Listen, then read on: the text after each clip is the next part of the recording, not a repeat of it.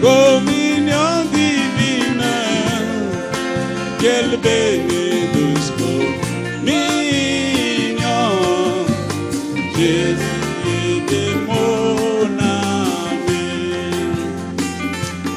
ami de Jésus. Oh, quelle joie pour un ignorant comme moi d'avoir toujours un tel ami pour me conduire. Oh, ami, ami, ami de Jésus, communion divine, quelle bénédiction, communion, Jésus est bien mon âme. Oh, quel ami, ami de Jésus. Oh, oh, oh, communion divine, quelle bénédiction, communion, Jésus est bien mon ami. Ami, tant d'autres amitiés cessent ou me déçoivent. Ami qui donne joie et paix, ami quand oh, ami, ami, ami de Jésus, communion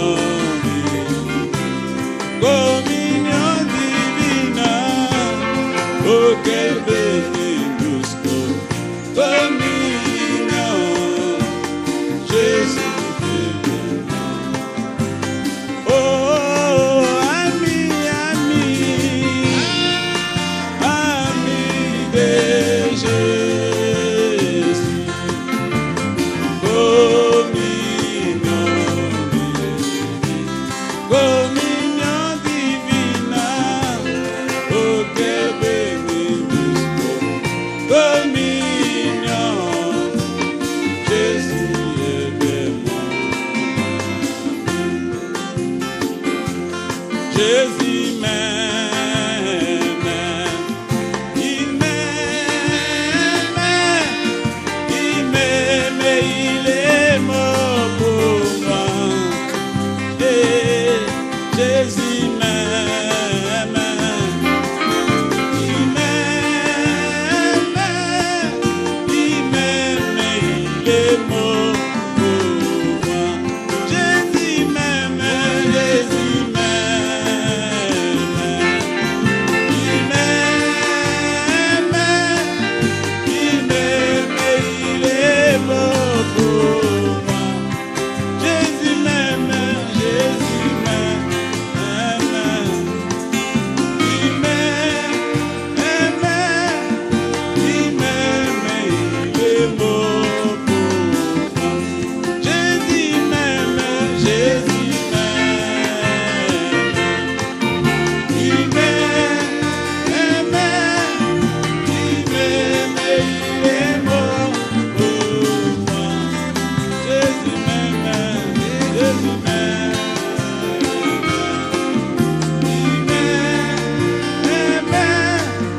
il m'aime, il est mort pour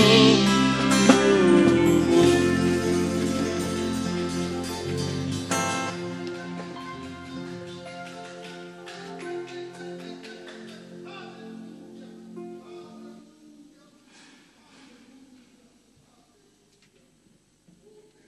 Gloire à Jésus-Christ notre Dieu.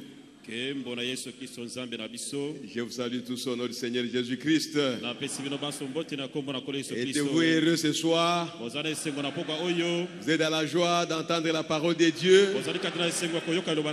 Vous voulez connaître la volonté de Dieu pour ce temps?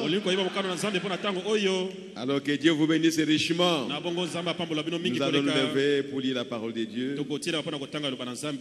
Et avant de lire la parole, nous allons prier le Seigneur et qui nous nos têtes pour parler à l'auteur de la parole. Dieu notre Père Céleste, nous venons à toi tel que nous sommes. Tu connais chacun de nous, Seigneur, et tu sais à qui tu vas parler aujourd'hui. Bénis la parole que nous allons lire, Seigneur.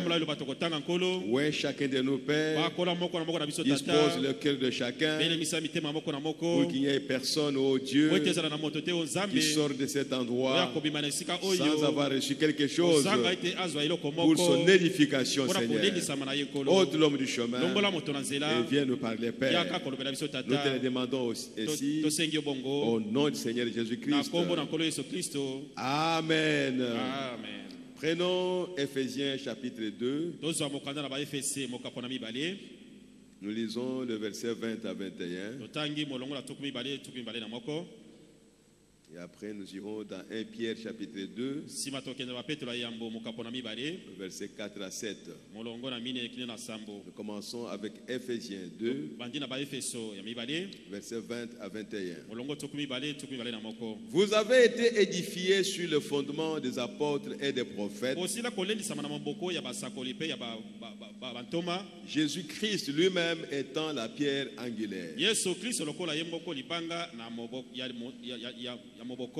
En lui, tout l'édifice bien coordonné s'élève pour être un temple saint dans le Seigneur. Amen. Et je peux même ajouter le verset 22. En lui, vous êtes aussi édifiés pour être une habitation de Dieu en esprit. Allons dans 1 Pierre chapitre 2. Nous lisons à partir du verset 4 jusqu'au verset 7. 1 Pierre chapitre 2. Verset 4. Approchez-vous de lui, pierre vivante, rejetée par les hommes, mais choisie et précieuse devant Dieu. Et vous-même, comme des pierres vivantes, édifiez-vous pour former une maison spirituelle, un saint sacerdoce, afin d'offrir des victimes spirituelles agréable à Dieu par Jésus-Christ. Car il est dit dans l'Écriture, voici je mets en Sion une pierre angulaire, choisie, précieuse, et celui qui croit en elle ne sera point confus. L'honneur est donc pour vous qui croyez. Mais pour les incrédules, la pierre qu'ont rejetée ceux qui bâtissaient est devenue la principale des l'angle et une pierre d'achoppement et un rocher de scandale. Que le Seigneur bénisse sa parole, notre Seigneur Jésus-Christ. Oh, merci Seigneur Jésus. Nous voulons continuer avec nos enseignements sur certaines choses que nous avons placées ici. On n'ira pas beaucoup en détail pour rester longtemps là-dessus. La fois passée, nous avons parlé de chandelier pour montrer comment l'Église a avancé au cours des âges. Comment l'Église qui a reçu le Saint-Esprit le jour de la Pentecôte n'a pas duré avec ce Saint-Esprit, mais il y a eu un mauvais esprit qui est entré dans l'église pour étouffer le Saint-Esprit. Chaque fois que vous faites quelque chose qui est contraire à la parole, vous étouffez le Saint-Esprit. Même dans l'église en général, si vous ne marchez pas correctement selon la parole de Dieu, vous êtes en train d'étouffer la présence du Saint-Esprit ici. Alors libérez le Saint-Esprit. Libérez le Saint-Esprit. Vivez la vie conforme à la parole de Dieu. Oh, gloire à Jésus-Christ. Parce que le Saint-Esprit aime la parole. C'est lui qui a apporté la parole, pour qu'il puisse venir demeurer avec la parole. Et nous ne pouvons pas mettre certaines choses qui sont contraires à la parole. Et si on a vu que progressivement, la lumière du Saint-Esprit, la puissance de Dieu dans l'église, la présence du Saint-Esprit dans l'église a commencé à diminuer. C'est ce qui représentait le blanc et le noir sur les chandeliers. Le blanc représente le Saint-Esprit et le noir est représenté l'esprit antichrist, et nous avons aussi appelé l'esprit nicolaïte. Et chaque fois que cet esprit agit dans l'église, il chasse le Saint-Esprit de l'église. Et vous restez là-bas une église par forme. Nous allons à l'église et puis après on écoute la parole, et la parole ne trouve pas une place dans nos cœurs. Nous ne sommes même pas édifiés. Nous sortons et nous devenons la même chose, et nous restons la même chose. Or ça ne pouvait pas être comme ça. Chaque fois qu'on entre dans l'église, on va dans la présence de Dieu, on va rencontrer Dieu. Et personne ne peut rencontrer Dieu et rester la même chose. Non. Si tu as été 90% mauvais, dès que tu rencontres Dieu, tu deviendras 80% mauvais. Les 10% seront changés, et ainsi de suite, jusqu'à ce que Dieu entre pleinement dans votre vie et vous devenez la lumière du monde. Partout où vous êtes, vous reflétez la vie de Jésus-Christ. Donc c'est ce que nous avons vu avec les chandeliers, et que cela représentait les 7 âges de l'église. Comme nous avons reçu la révélation par le prophète que Dieu nous a envoyé. Beaucoup de gens ont lu la Bible, ils ont lu ces âges de l'église, écrit à l'ange de... Mais ils ne savaient pas qu'est-ce que cela signifiait. Parce que le livre était fermé au cours des âges. Le livre était dans la main droite de celui qui devait les garder jusqu'à la fin des temps. Et quand nous sommes arrivés à la fin des temps, par sa souveraineté, il a bien voulu ouvrir ses livres et venir sur la terre, la parole de Dieu, et la donner à un prophète. Parce que la parole vient aux prophètes. La parole ne vient pas aux évangélistes. La parole ne vient pas aux pasteurs. Mais la parole vient aux prophètes. Et dans cet âge, Dieu nous a envoyé un prophète messager.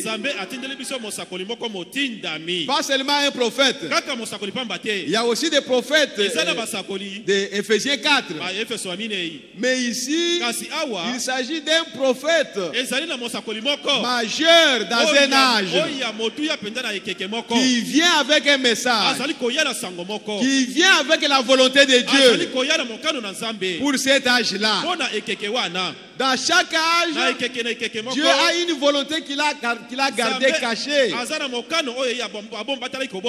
ne la révéler qu'à cet âge-là. Et il a envoyé un prophète. Et nous avons vu que les âges sont arrivés à la fin. Depuis l'âge d'Éphèse jusqu'à l'âge de la Odyssée. La Odyssée a reçu sa lumière. La restauration des dons. La restauration de la puissance de Dieu dans l'église. Le retour des dons dans l'église. C'était ça la Odyssée. Il y avait cette puissance dans l'église. Mais après cette puissance, les gens sont devenus froids. Pourquoi? Ce ne sont pas les dons qui réveillent les gens. Non. Le réveil, ce ne sont pas des dons. Le réveil, c'est la parole de Dieu qui vient réveiller les âmes qui sont déjà perdues. Il est vrai que les dons vont se manifester, mais la chose que Dieu recherche, que ton âme reçoive la parole de Dieu, que ton âme accepte la parole. C'est ce que Dieu cherche. Ainsi, comme les pentecôtistes, dont l'âge de la Odyssée est représenté, ils se sont refroidis. On ne les critique pas. Nous sommes en train de voir les choses qui se passent et nous sommes en train d'en parler. Où sont les héros qui étaient chez les pentecôtistes, qui priaient pour les malades, qui ressuscitaient les morts? Où sont-ils? Où est cette église pentecôtiste où les dons prophétisés et les choses arrivaient à pleine église? Où est-ce qu'elles sont? Il y a quelque chose qui est arrivé et ils se sont endormis. Mais ce n'était pas la fin. Pourquoi ils sont devenus comme ça? Parce qu'ils n'avaient pas toute la parole de Dieu. C'est là le problème. C'est pourquoi l'ange devait descendre avec la parole. Pas avec les dons, mais avec la parole. Parce qu'avec la parole, on peut corriger les dons. Mais les dons ne peuvent pas corriger la parole. Oh, alléluia. Gloire à Jésus-Christ. C'est pourquoi la parole est venue. Dieu a dit à Frère Branham, allez à Tucson. Et là, il a rencontré ce phénomène ici, la constellation des anges. Oh frère, les anges sont venus de l'éternité. Ce n'est pas une histoire, c'est une réalité. Un homme comme vous, comme moi, qui mangeait comme vous, comme moi. Il y avait une femme qui avait des enfants. Et les enfants sont encore vivants. Et sa maison est encore vivante. Vous ne voyez pas la maison de Pierre. Vous ne voyez pas la maison de Paul. Mais la maison de Branham, elle est là, Tucson. Vous pouvez aller et voir la maison. Il a rencontré les anges. Les anges ne sont pas venus jusque sur la terre, mais ils étaient quelque part. Et Branham a été enlevé dans cette constellation des anges. Ce sont des bonnes choses que nous devons continuer à raconter pour que l'Église sache que ce message ne vient pas de l'homme. Et que le monde entier comprenne que dans cet âge ici, dans ces derniers jours, le Dieu du ciel qui a créé les cieux et la terre nous a visités. Oh, gloire à Jésus-Christ. Et l'ange lui a dit, maintenant, retourne à Jeffersonville pour l'ouverture de la parole. C'est pourquoi toutes ces choses dont nous sommes en train de parler ne viennent pas de nous. Nous n'avons pas de connaissances. Pour nous présenter devant vous, non, moi je connais beaucoup. Non. Moi je ne connais pas. S'il y a quelqu'un qui connaît, mais en tout cas pas moi. Nous lisons les prophètes et nous venons vous communiquer ce que les prophètes ont dit. Où est notre connaissance alors? C'est pourquoi, frères et sœurs, vous devez être attentifs. Aujourd'hui, nous allons commencer avec la pyramide. Parler de la pyramide. Et ça choque beaucoup de gens. Les gens qui passent par là, ils pensent que c'est un signe de magie. Et ces gens ici font la magie. Alors nous voulons leur démontrer notre magie. S'il y a vraiment un magicien, ça signifie que ce magicien-là fait des choses surnaturelles que l'intelligence humaine ne peut pas comprendre. Mais alors, s'il y a vraiment un magicien, mais c'est le Seigneur Jésus-Christ qui est le plus grand magicien. On l'appelait maître. Le maître. Le plus grand maître. Il n'y a aucun maître sur la terre qui est semblable à lui. Mais il y a beaucoup de maîtres. Maître pour telle science, maître pour telle science, grand maître pour telle science. Oh, maître. Ce sont des petits maîtres. Et nous pouvons dire, il n'y a qu'un seul maître. Comme il n'y a qu'un seul Dieu. L'apôtre Paul a dit, tout ce qu'on vous raconte, qu'il y a des dieux dans ce monde, qu'il y a des idoles, ça n'existe même pas. Car nous savons qu'il n'y a qu'un seul Dieu qui est à l'origine de toutes choses. C'est celui-là le maître. Oh, gloire à Jésus-Christ. Et c'est lui qui nous enseigne toutes choses. Et si nous allons parler de la pyramide, d'abord la pyramide a toujours existé. Ce sont des grands monuments que les hommes ont construits. Et qu'est-ce qu'ils poursuivaient, je ne sais pas. Mais la pyramide, c'est un monument qui a quatre faces. En fait, ce que nous nous représentons ici, c'est comme une face tout simplement de la pyramide. Mais la pyramide est réelle. Si vous voulez voir ça, allez en Égypte. Frère Branham était en Égypte. Il a vu des pyramides. Comme il en parle, moi je crois que cela est réel.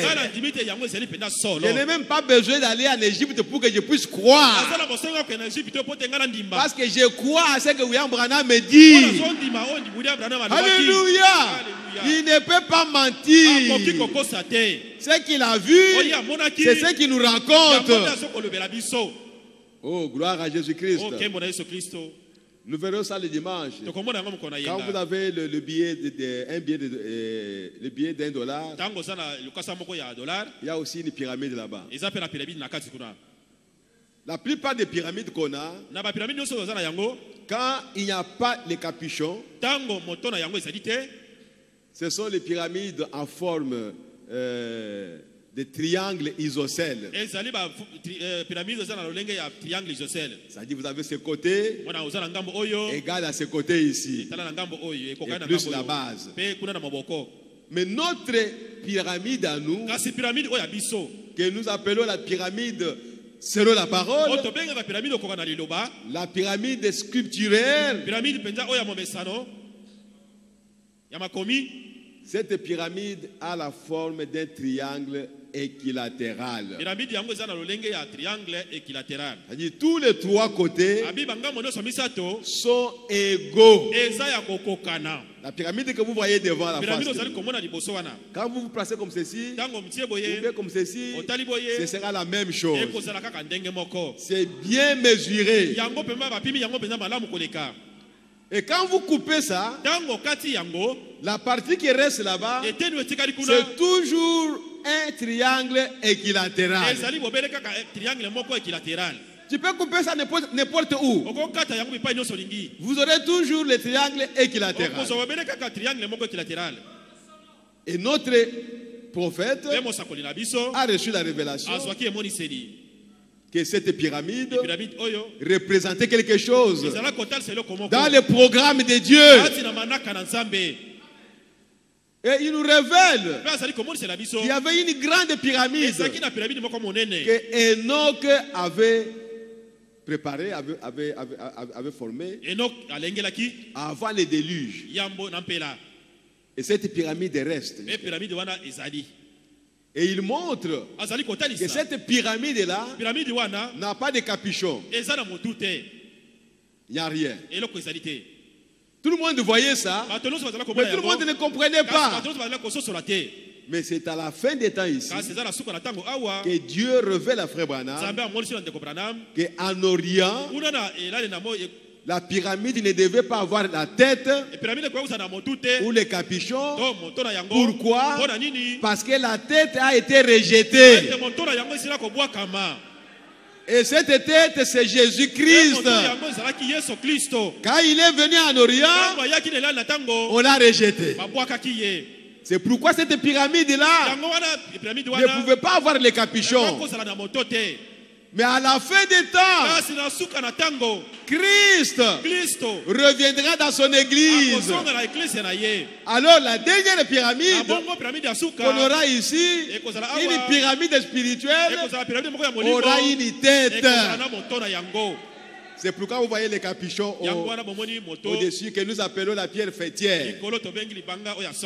On verra ça le dimanche. Donc il y a une différence entre les pyramides ordinaires qu'on a ici et la pyramide spirituelle. Alors cette pyramide qui est un triangle équilatéral, les Juifs ont formé une étoile qu'ils appellent l'étoile de David sur l'ancien emblème d'Israël. Vous trouvez cette étoile ici à 6 points. On appelle cela l'étoile de David. Et cet emblème, c'est la plus ancienne emblème. C'est Dieu qui avait une nation et il les a dotés d'un emblème, d'un drapeau. C'est pourquoi à la fin, vous voyez maintenant chaque nation a un drapeau. Donc chaque drapeau représente l'autorité du pays. C'est pourquoi quand vous vous amusez avec le drapeau, on peut vous arrêter. Parce que le drapeau représente la nation. On doit respecter l'autorité du pays. C'est pourquoi quand vous voyez le drapeau monter ou descendre, vous devez vous arrêter. Vous devez respecter. Vous devez de l'honneur à la nation, à votre nation. Et les soldats, il faut le salut. Et en Israël, ils avaient un emblème, leur drapeau, avec cette étoile-là. Donc, 2 triangles ou 2 pyramides superposées. Ok. C'est ça la différence. Mais maintenant, qu'est-ce que cette pyramide-là représente? Du moins, je vais parler aujourd'hui du corps. Cette partie ici, jusqu'ici. Et nous parlerons de l'autre partie-là le dimanche, Dieu voulant. Si Jésus ne vient pas demain. Il y en a ici qui ne pensent même pas que Jésus peut venir demain. Et ils ont des programmes. Vivez comme Frère Branham l'a dit. Vous devez avoir l'enlèvement dans votre poche, dans votre sac. Car à tout moment, l'enlèvement peut avoir lieu. Et les prophéties que vous entendez s'accomplir, peut-être elles sont en train de s'accomplir ailleurs. Je veux que vous compreniez cela, frères et sœurs. La chose capitale est que nous sommes à la fin des temps. C'est ce que Dieu nous a dit. Nous devons être prêts à tout moment. Prêts à tout moment. C'est pourquoi votre cœur doit être propre. Propre. Ne rendez pas le mal à autrui. Ne le faites pas. Veillez sur votre cœur. Nous sommes déjà très avancés. Alors, Frère Branham me dit que Dieu avait 3 Bibles. Ou Dieu a écrit 3 Bibles. Une Bible, il a écrit au ciel, dans les zodiaques. Et l'autre Bible, il a écrit dans la pyramide. Et la 3e Bible, c'est ce que vous voyez sur les papiers. Mais toutes ces Bibles parlaient du programme de Dieu. Ah, je voulais dire quelque chose pour que je ne dise pas des choses de moi-même. Nous sommes dans l'adoption partie 3. L'adoption partie 3, page 69. Nous ne sommes pas en train de faire l'étude de la pyramide, non. Non, on veut seulement montrer certains points, certaines ressemblances, certaines caractéristiques. Et puis on va passer. Je suis au paragraphe 45. J'ai souvent fait cette observation en disant que Dieu a fait 3 Bibles. La première, il a placé dans le ciel le zodiaque. Ici chez nous, c'est parfois difficile de voir toutes ces étoiles-là.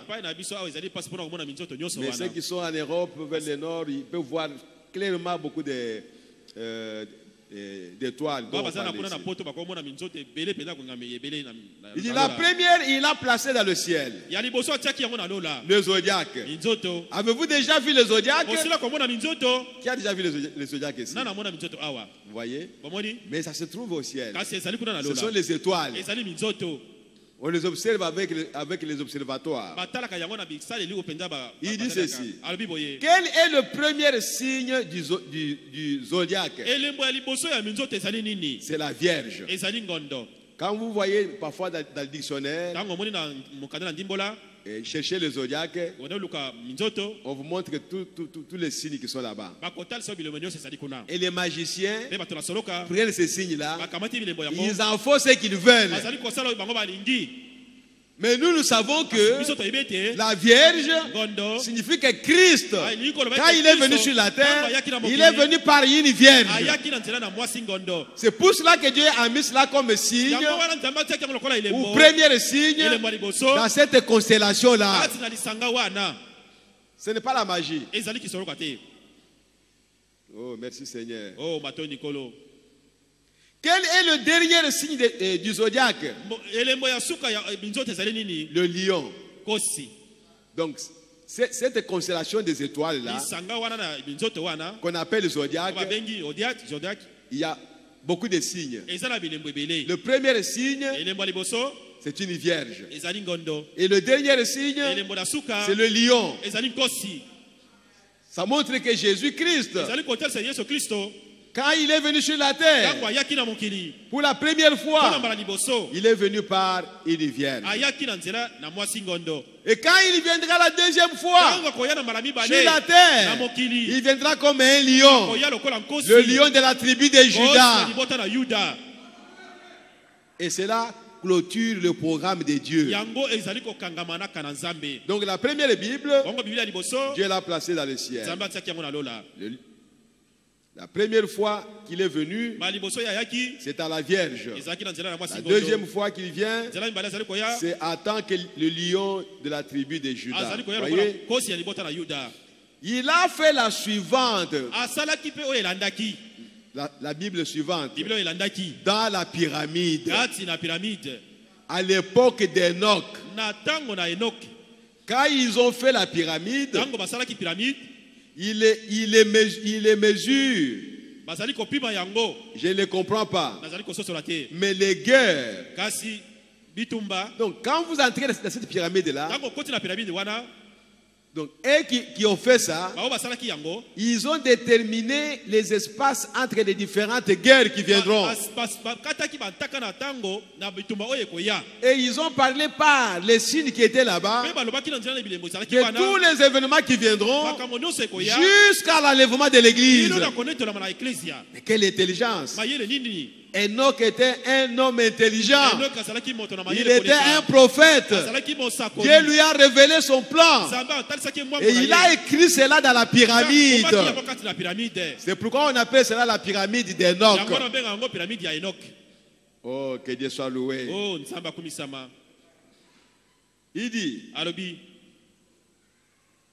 Il dit, il se penche et il marche à genoux sur une certaine distance. Et ils peuvent mesurer l'intervalle entre les guerres. Vous savez où ils en sont dans leur mesure maintenant? En plein dans la chambre du roi. Et à mesure que la pyramide gagnait en hauteur, nous, on ne pourrait pas construire ça. Malgré tout ce qu'on a aujourd'hui, on ne pourrait pas construire ça. C'est construit avec des pierres immenses qui pèsent des tonnes. On se demande comment ces gens-là pouvaient déplacer ces pierres jusqu'au-dessus là-bas. Le frère Branham me dit qu'ils avaient une science que nous n'avons pas aujourd'hui. Très intelligent à ce moment-là. Peut-être qu'il parlait parce que Adam avait une autorité. Quand il veut déplacer un arbre, il parle, l'arbre se déplace. Peut-être ils ont connu ces secrets-là avec Enoch et ils ont commencé à déplacer les pierres. Ce n'était pas avec les engins. Impossible. Aujourd'hui, si on veut essayer, personne ne le saura. Il faut les engins. Mais ils ne peuvent pas le faire. Le prophète continue en disant, c'est érigé en montant comme ceci, en pointe. On commence avec une base qui est grande. Alors on commence à monter, au fur et à mesure qu'on monte, alors la pyramide se rétrécit.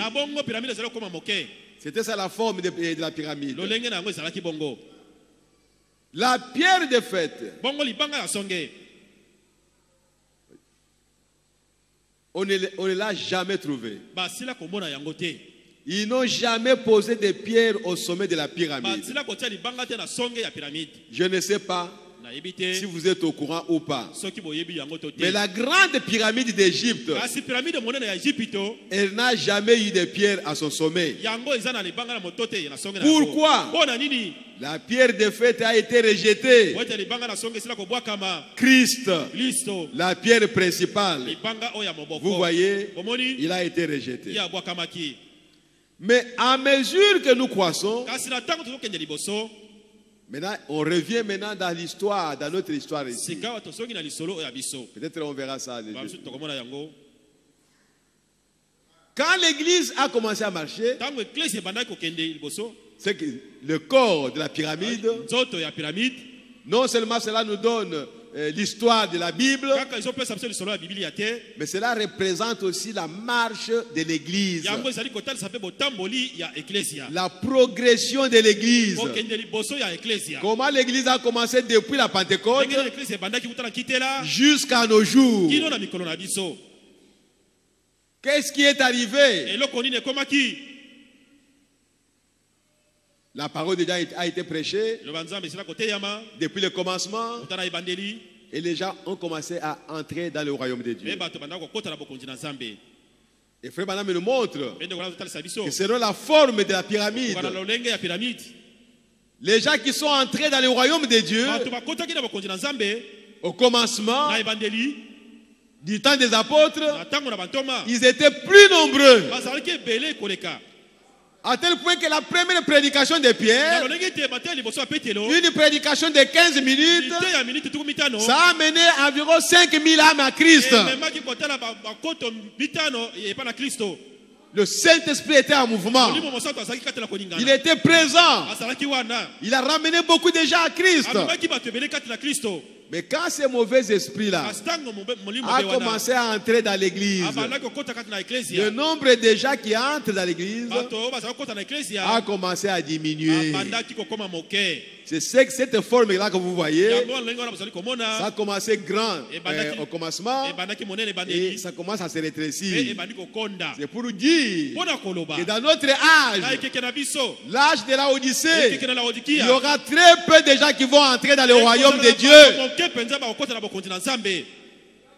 Frère Branham me dit que ce qu'il a mis ici, cette forme ici, c'était juste pour lui permettre d'écrire affection fraternelle. Mais la forme réelle, c'est quelque chose comme ça. Donc vraiment petit. Ça montre qu'il y aura très peu de gens dans notre âge ici qui vont entrer dans le royaume. Ou très peu de gens de cet âge ici qui seront enlevés. Ah. C'est pourquoi Frère Branham me disait, si on vous dit qu'à Kinshasa, il y aura seulement une seule personne qui sera enlevée. Ne regarde pas à gauche. Ne regarde pas à droite. Regarde à toi-même. Il dit en tout cas cette personne-là, c'est moi. Ne regarde même pas au pasteur. Ici, ce n'est pas un problème de pasteur. Le pasteur, c'est la fonction qu'on exerce dans l'église. Mais pour aller au ciel, c'est toi qui dois aller au ciel. Oh, gloire à Jésus-Christ. Alléluia. Oui, Frère Branham nous dira que le pasteur est l'homme le plus spirituel de l'église. C'est juste. Mais ça ne veut pas dire que tous les pasteurs vont partir. Non, c'est faux. Parce que ceux qui ont amené les ténèbres, la confusion dans l'église, depuis l'âge d'Éphèse, mais ce sont des conducteurs, ce sont des pasteurs, et les gens les suivaient. Donc, maintenant, c'est ton problème à toi. C'est toi avec Christ. Pas toi avec un ami, toi avec un frère, toi avec une soeur, toi avec le pasteur. Non! Toi avec l'église. Non! Oubliez cette histoire. Quand vous venez ici, vous venez pour toi. Pour vous seuls. Vous seuls. Pas pour vous et votre mari, ni pour vous et votre femme, mais vous seuls. Mes frères, c'est très sérieux. Donc dans cet âge, c'est un petit groupe qui va partir. Qui va partir? On ne sait pas. C'est pourquoi Frère Branham a parlé de surprises, des jugements. Vous pensez que vous êtes en train de vous nourrir d'espoir. J'irai.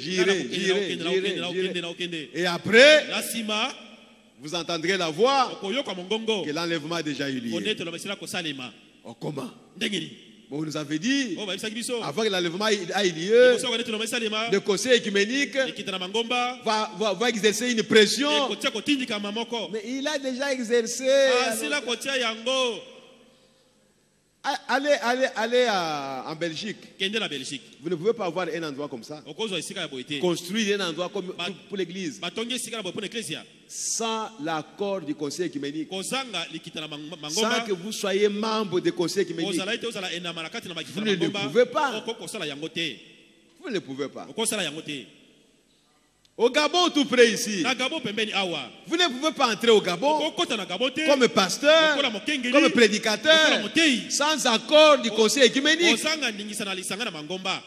Le frère Moussengo est là. Tu ne peux pas entrer. Quand je suis allé au Gabon, c'est par d'autres voies. On ne va pas vous expliquer ça. Mais si tu vas recevoir le visa comme prédicateur, dès que tu arrives à l'aéroport, on te bloque là. Au Gabon, tout près ici. Si vous voulez entrer comme pasteur, comme prédicateur, tu dois aller au conseil œcuménique, demander l'autorisation.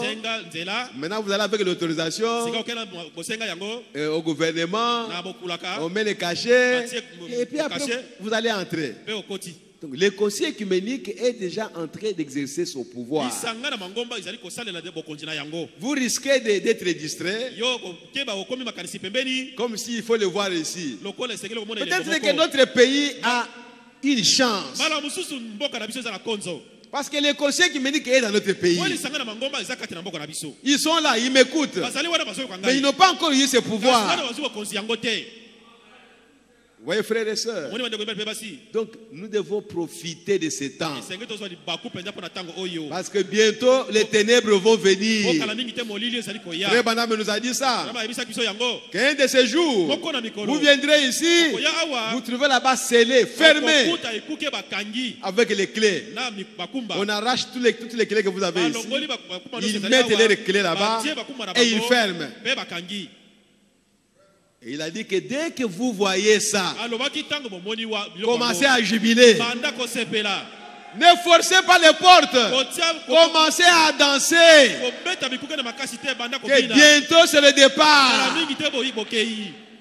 C'est pourquoi je le dis toujours que nous sommes en train d'attendre avec patience ce temps-là. Qu'on vienne ici un jour, qu'on trouve la porte fermée. N'entrez pas ici. Oh là là. À ce moment-là, mais ce serait grave. Oh pasteur, qu'est-ce qu'on va faire? Ce n'est pas le temps de demander au pasteur. C'est le temps de voir l'écriture s'accomplir. Et c'est savoir que le temps n'est plus. C'est pourquoi, frère, Frère Bana me dit la puissance de cette église ici. La puissance dans l'église. Parmi les chrétiens.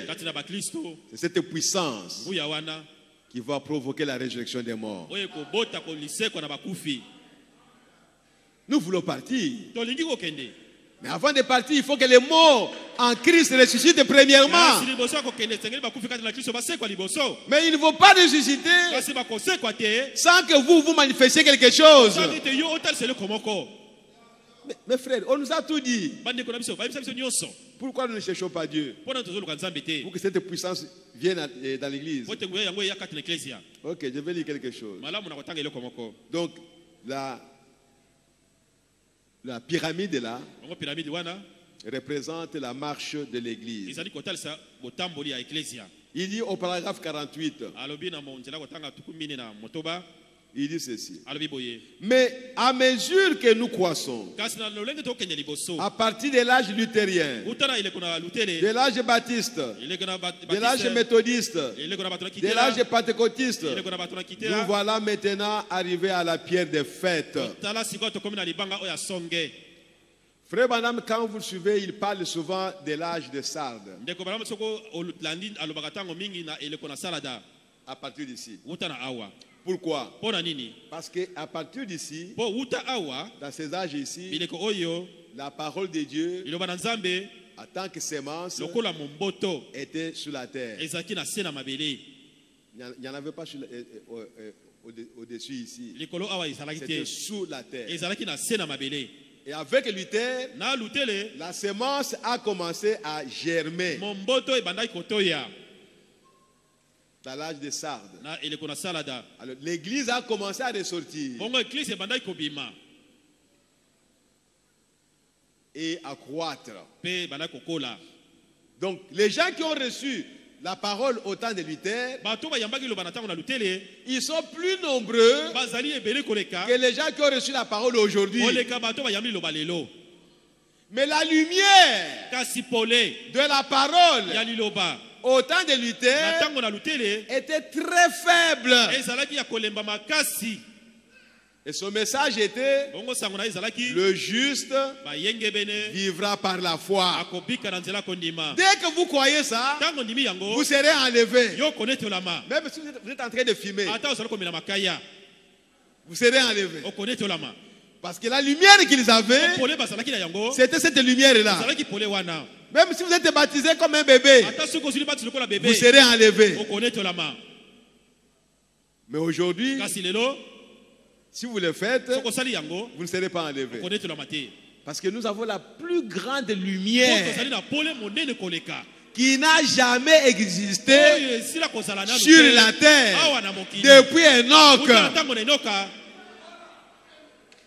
Elle est petite, mais qui éclaire le monde entier. On n'a jamais eu un message qui a éclairé le monde entier avec sa chaleur.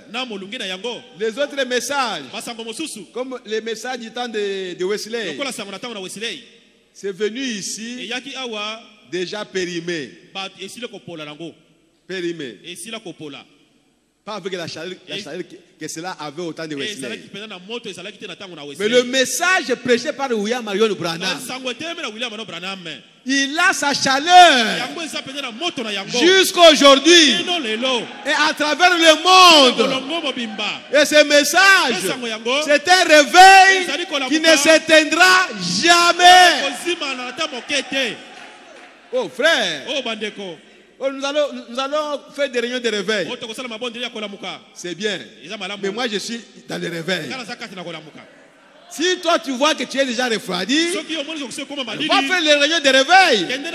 Mais moi je suis en réveil. Chaque jour ici, je suis en réveil. Alléluia. Oh, gloire à Jésus-Christ. Parce que chaque jour ici, nous réveillons ce qui est en vous par la parole qui est prêchée. On va encore vous réveiller comment? Avec quoi? Vous voyez, frères et sœurs, nous sommes dans un réveil.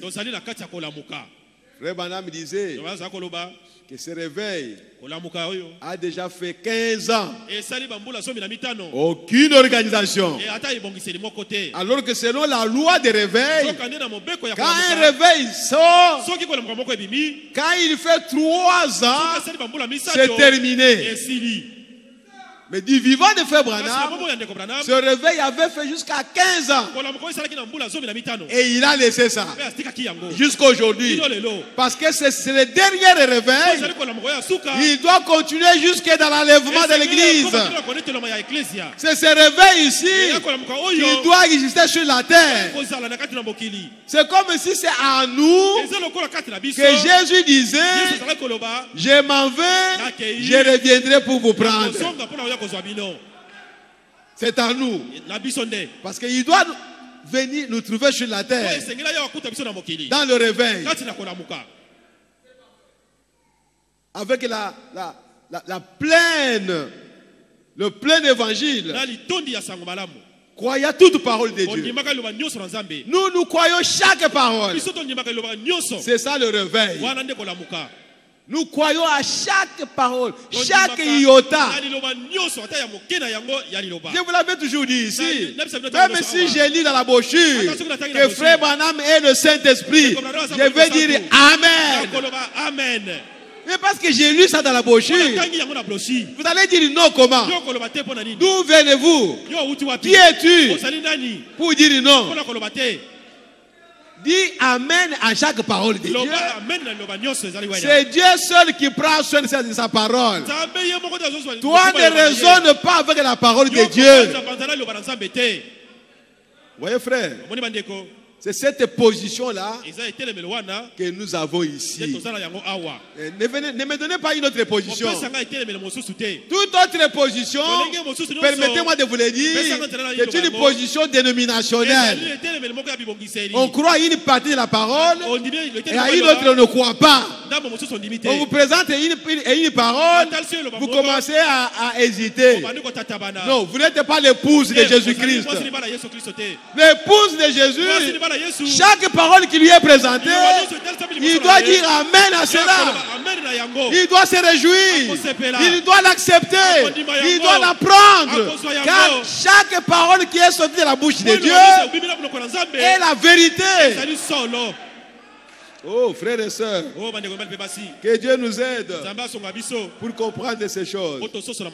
Bon, si je ne termine pas aujourd'hui, je vais terminer le dimanche. Et si je ne termine pas le dimanche, je vais continuer avec la pyramide.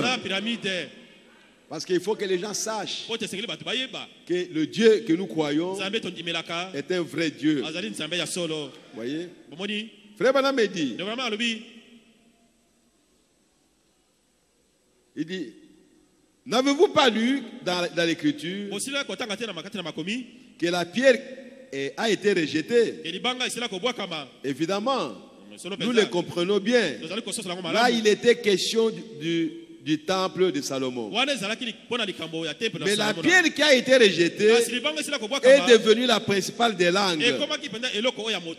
J'ai dit ça simplement dans le but de vous dépeindre la chose. Bon, et dans la Bible, nous vivons au dernier jour, au sommet de la pyramide. Les poissons croisés de l'âge de cancer,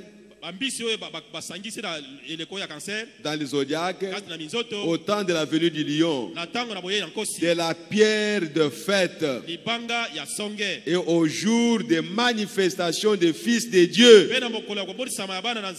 dans la Bible. Voyez-vous? Vous voyez où nous en sommes? Nous sommes à plein au temps de la fin. Donc toutes choses montre que nous sommes à la fin du temps.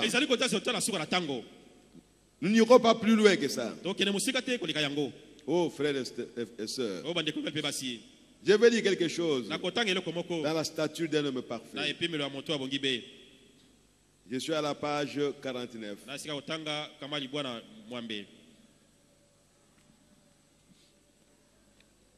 Paragraphe 2 et 3.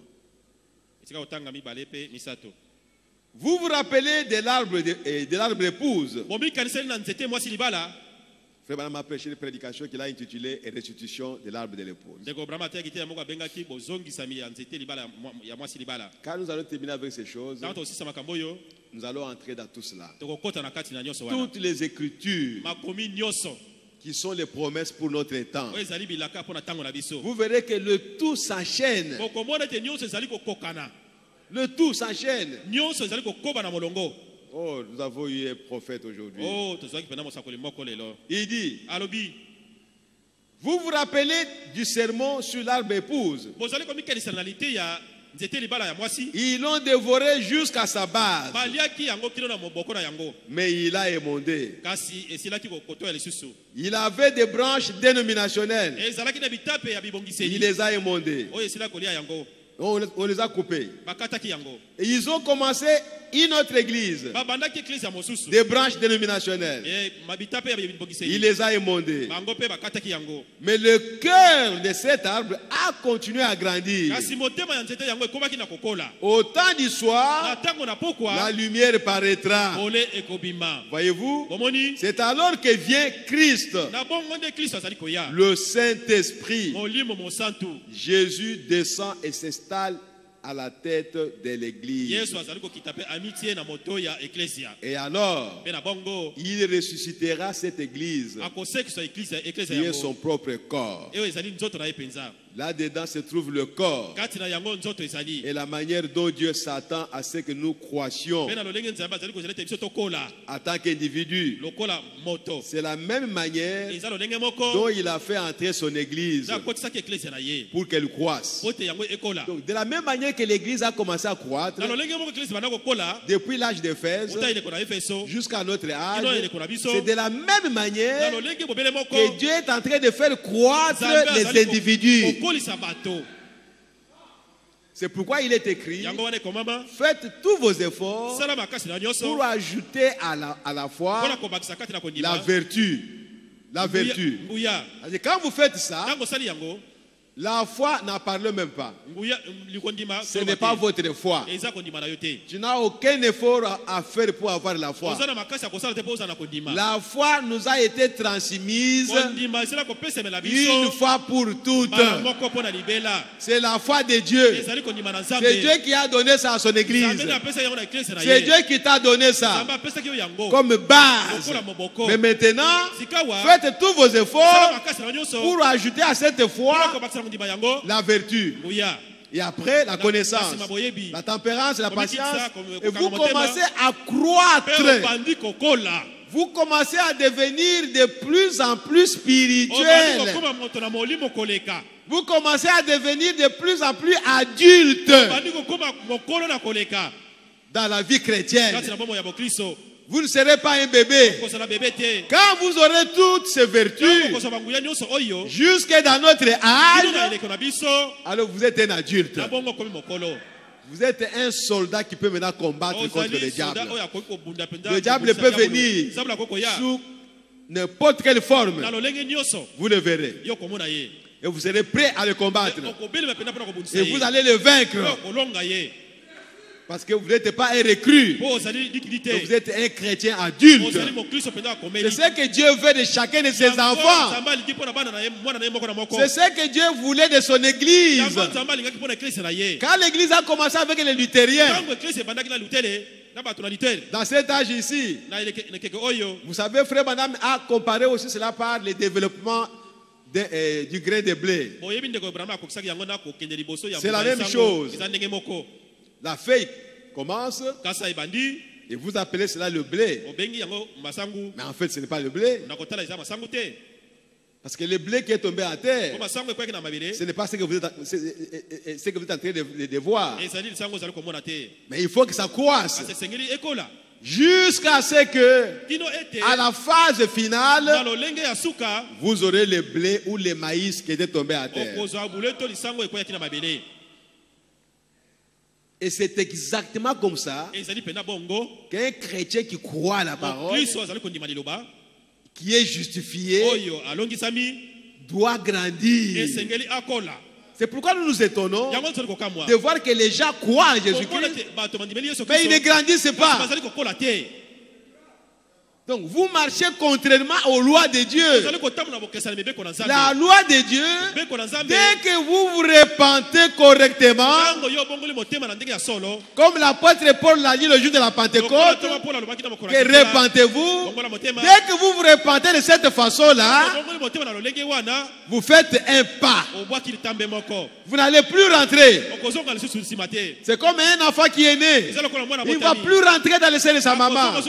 Il doit continuer à grandir. Même s'il grandit, il croit lentement. Mais un jour, il arrivera à maturité, cet enfant. Il deviendra un homme adulte. Il fera tout ce que les hommes font. Il a né ici des chrétiens. Il a né ici de l'église. Donc l'église était comme bébé au temps de Luther. Et il a commencé à croître, à recevoir la parole de Dieu, jusqu'au temps, à l'âge de la Odyssée. Et à l'âge de la Odyssée, l'église a grandi. Quand les gens ont vu ça, ils ont dit, mais ça c'est la Pentecôte. C'est comme ça que les apôtres faisaient. Ils priaient pour les malades, pendant que les protestants ne priaient pas pour les malades. Les baptistes, les méthodistes et les autres. Et ils ont commencé à regarder les pentecôtistes comme étant des démons et ainsi de suite. Alors, regardez, les gens dont Jésus avait dit qu'il y aura des sectes qui vont venir. Mais vous avez commencé quand? Avant que Jésus dise ou bien après que Jésus ait dit ça? Vous êtes venu quand? Mais vous êtes venu après la prophétie de Jésus. Donc vous êtes aussi secte comme Jésus l'a dit. Vous étiez où alors? Tous les protestants. Où est-ce qu'ils étaient? Quand l'église catholique était encore là-bas. Ils étaient où? Comme ils sont venus après les catholiques, alors tous les protestants sont des sectes. Si nous commençons à raisonner comme ça, mais nous n'allons pas raisonner comme ça. Ici, il s'agit de la marche de l'église. Quand Dieu envoie une lumière, quand Dieu envoie le feu, où il allume le feu, les gens verront les flammes du feu. Et ces flammes de feu seront entretenues par la parole de Dieu, qui est le bois. Amen. Mais quand le bois termine, et vous ne voulez pas jeter le bois dans le feu, vous ne verrez pas les flammes. Qu'est-ce qui va arriver? Ce seront les braises avec un peu de chaleur. Oh, il y avait du feu ici. Et après, même les braises n'auront pas du feu. Il n'y aura que des cendres. C'est ce qu'ils sont devenus. Le cendre. Oh, mais dans notre temps, ils vont vous parler de celui qui a commencé cette église-là. Oh, Smith. Il était vraiment un homme de Dieu. D'accord. Smith était l'homme de Dieu. Mais vous, maintenant, qu'est-ce que vous êtes? Comme dans la dénomination où j'étais, il parlait de Menon Simon. Menon Simon était un grand homme de Dieu. Mais vous maintenant, les Ménonites, qu'est-ce que vous êtes devenus? Du cendre. Il n'y a plus rien. Dieu a avancé avec le feu. Et il a envoyé la Pentecôte. Donc les pentecôtistes étaient dans la volonté de Dieu. Et tout le monde devait sortir pour entrer dans ce mouvement-là. Parce que c'était la volonté de Dieu. Mais les pentecôtistes aussi, comme ils n'avaient pas la parole, alors qu'il fallait ajouter la parole pour que ce feu-là continue à s'entretenir. Non, non. Les femmes prêchent, ça ne leur dit rien. Les femmes coupent les cheveux, ça ne leur dit rien. Les hommes jouent au jet de cartes d'argent, ça ne leur dit rien. Voilà maintenant comment le feu a commencé à s'éteindre. C'est pourquoi, frères et sœurs, nous sommes en train de tenir à la parole pour maintenir le feu. Nous tenons à la parole pour que le feu soit maintenu dans l'église, pour que le Saint-Esprit se maintienne dans l'église. Ah oui, frères et sœurs, si vous ne voulez pas de la parole, c'est que nous allons vous dire, sortez. C'est tout. Celui qui ne veut pas de la parole, sa place n'est pas ici. Nous sommes venus ici pour que nous puissions marcher avec la parole. Quand Dieu nous dit quelque chose, nous prenons ça. Oh, gloire à Jésus-Christ. Et petit à petit, nous deviendrons la parole. Quand quelqu'un te regarde, il voit la parole. Quand tu commences à parler, c'est la parole qui sort. C'est ce que Dieu veut. C'est ça la marche de la pyramide. Donc au sommet de la pyramide, comme nous le verrons plus loin, ici, il n'y a pas des histoires du monde. Un sorcier ne peut pas être ici. Il ne peut pas. Tout ce qui est du monde ne peut pas entrer ici. Là, c'est réservé pour Christ lui-même et son épouse. L'épouse de Jésus. Peut-être que tu connais dur. Ne forme pas une assemblée locale. Mais elle est dans l'assemblée locale. Il n'y a pas une assemblée locale quelque part qui se dit, nous ici, nous sommes l'épouse de Jésus. Non. Nous croyons au message, mais l'épouse va sortir ici. Va sortir du groupe des gens qui croient à ce message. C'est simple, frère. Vous n'avez qu'à le voir. Regardez autour de nous. C'est ce que nous sommes en train de faire. Comment nous sommes en train d'agir. Nous mélangeons beaucoup de choses. Avec nos sentiments, avec nos opinions, avec nos raisonnements. Alors que l'épouse ne peut pas raisonner avec la parole. L'épouse ne peut pas mettre les sentiments charnels dans la parole de Dieu. L'épouse, lui, il ne vit que de la parole. Et il peut encore aller lentement, en grandissant. Mais la finalité, c'est de devenir Christ. Christ dans son église. Christ dans les êtres humains. Marchant sur la terre. Aujourd'hui, dans les êtres humains. Ne cherchez pas Christ qui était à Jérusalem. Non, celui-là, il est au ciel. Il est là, il est au ciel. Mais ici, c'est Christ, les êtres humains. Il entre en nous et il marche. Et il est en train de marcher en nous. C'est Christ là. Il doit être sur la terre. Dans les êtres humains. Son ministère doit être sur la terre. C'est alors que quand lui-même apparaîtra, il va attirer ses hommes vers lui. Oh, gloire à Jésus-Christ. Alléluia. Merci Seigneur. Nous allons nous lever pour prier le Seigneur. Que Dieu nous aide pour comprendre ces choses. Donc la pyramide que vous voyez, ce n'est pas un dessin. Ce n'est pas une décoration. C'est pour montrer comment l'église a marché. Comment l'église a progressé. Et comment l'église en progressant, elle devenait de plus en plus minoritaire. C'est ça que cela représente.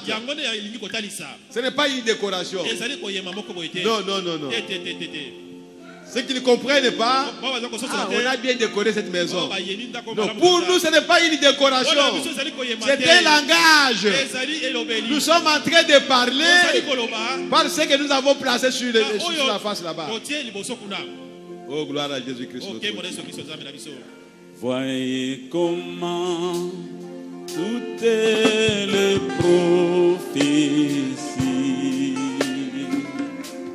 s'accomplissent sous nos yeux. Annonçant la venue du Seigneur. Tout bientôt s'ouvriront les cieux. Combien de temps passez-vous? Alléluia, reste encore mes frères. Oh, il est vital que vous ne les pensez.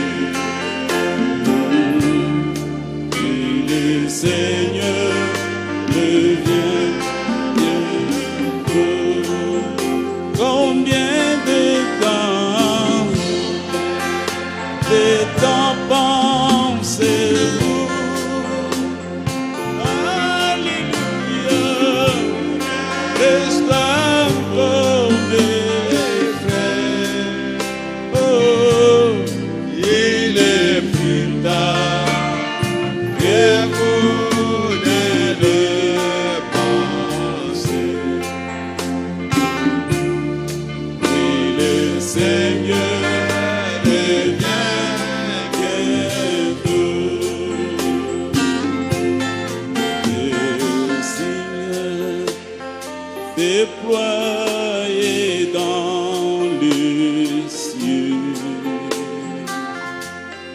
sur la terre et partout, proclamant qu'il n'y a plus de temps. Répandez-vous ou vous mourrez. Combien de temps? Oh my! Alléluia! Gloire à Jésus! Alléluia!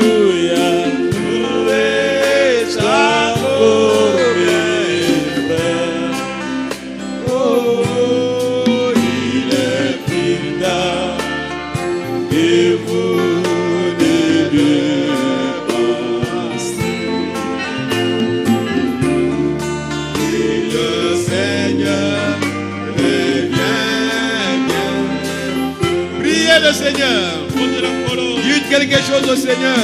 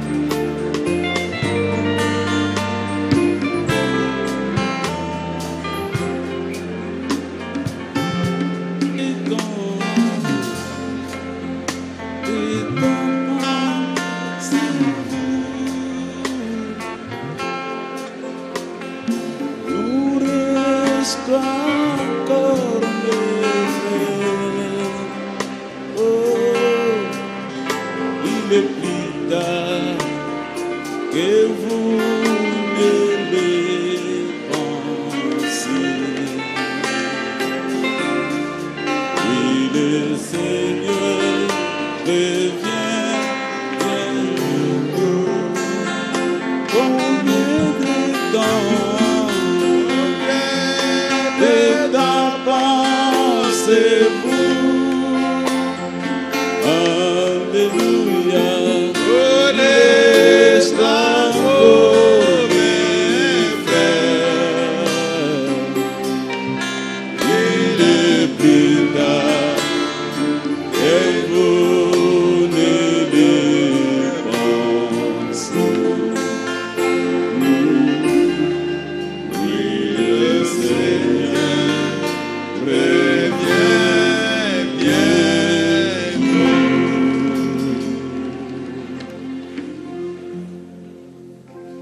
Dieu notre Père Céleste, nous te remercions, Père, pour tout ce que tu fais pour nous, Seigneur. Pour tout ce que tu as fait pour nous, Seigneur.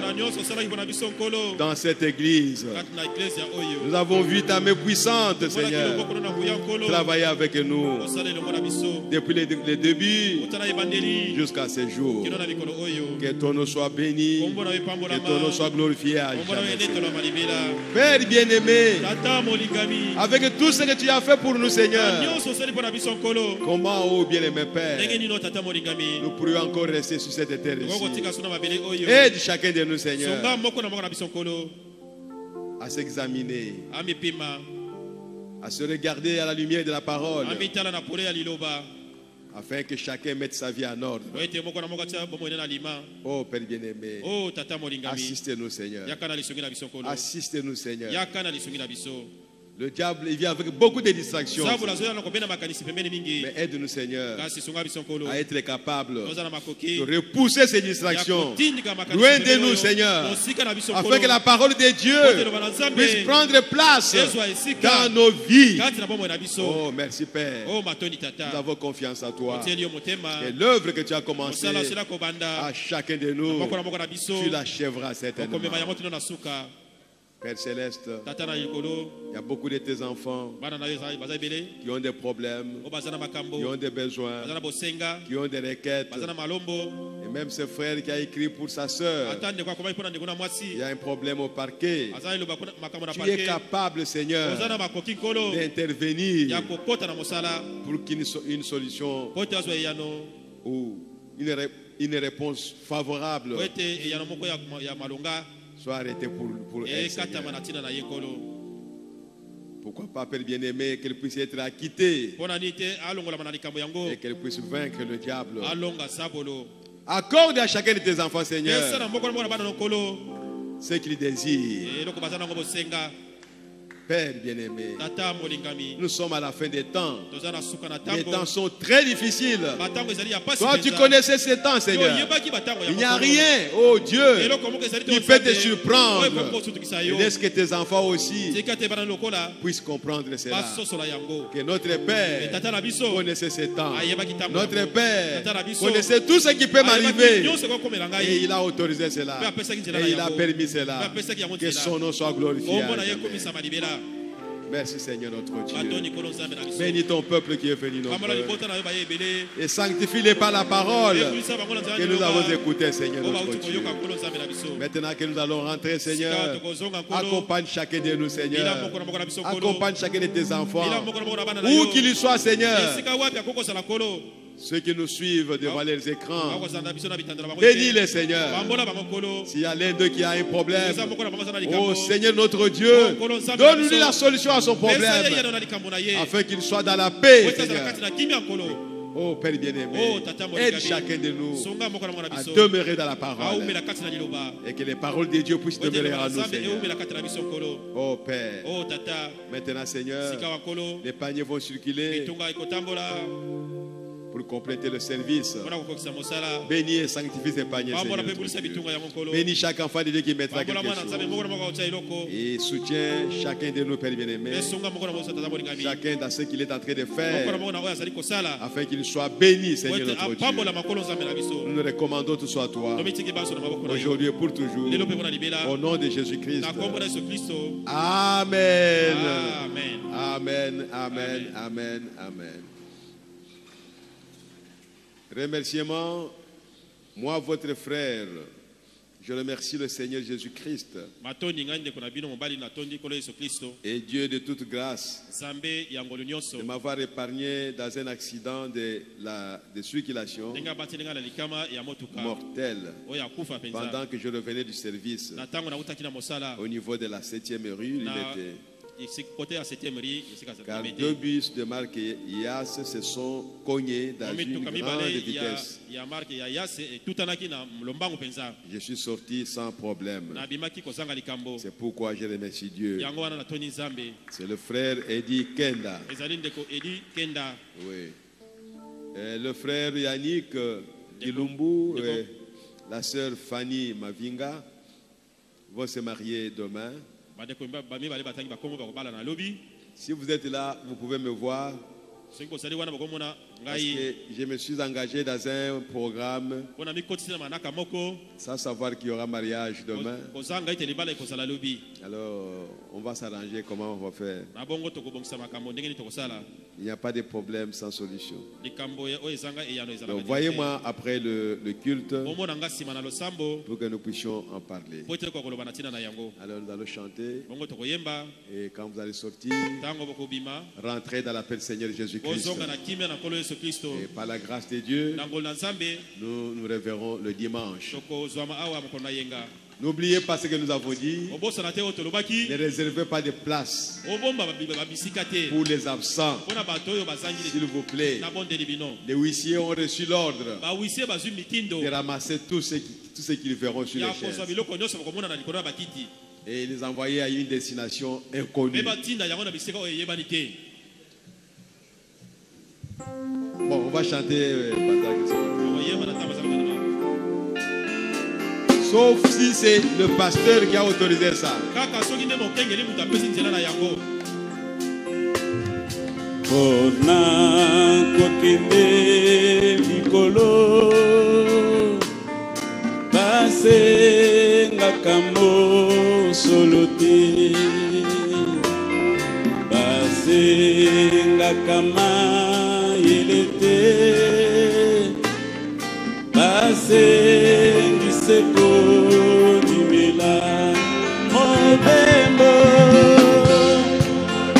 Bembo,